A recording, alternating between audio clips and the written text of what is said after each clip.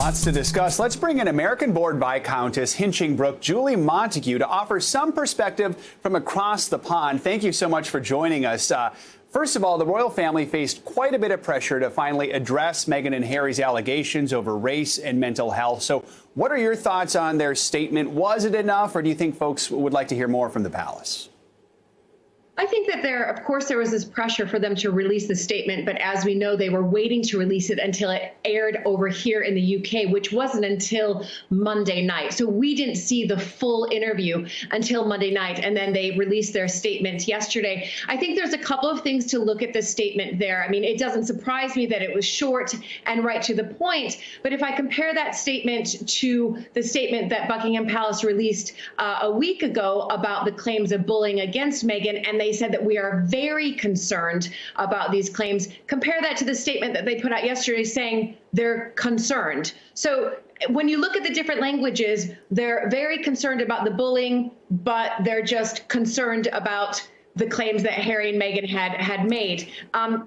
That's the one thing that took me by surprise. The other thing was, of course, saying that it's going to be addressed by the family privately, which you read between the lines. That, to me, and I think to a lot of people commentating out here, thinks that that might be the last that we're going to hear from the royal family about this. Royal sources also reported saying that this is a family matter and that they wished that Meghan and Harry had come to them earlier about this and discussed this with them. So for me, looking at that statement, that is the Queen saying this is a family matter, using the names Archie, Meghan, and Harry, not addressing them by their royal titles. You can see that it is, according to the Queen, should be staying in the family.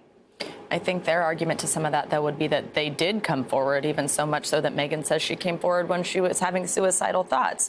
But Julie, I'd love to hear, we over here in America, there's a lot of opinions about this. 17 million people watched it.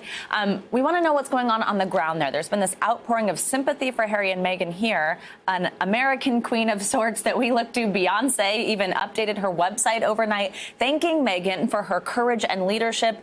In the UK, though, there seems to be this generational divide. YouGov is out with a poll that shows 48%, a pretty big number, of 18 to 24-year-olds in the UK feel more sympathy for Harry and Meghan versus the royal family, but that's compared to just 9% of Britons over 65 years old.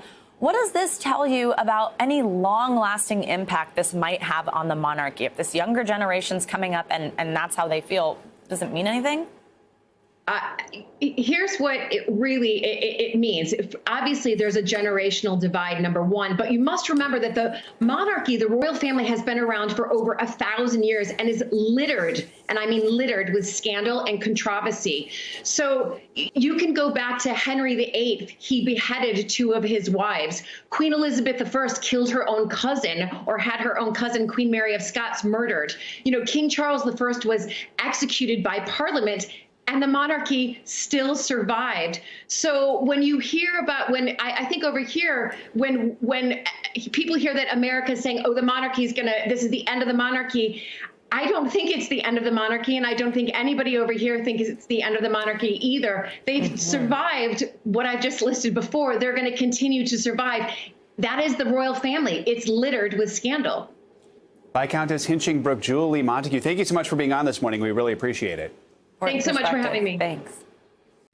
Hey, NBC News viewers, thanks for checking out our YouTube channel. Subscribe by clicking on that button down here and click on any of the videos over here to watch the latest interviews, show highlights, and digital exclusives. Thanks for watching.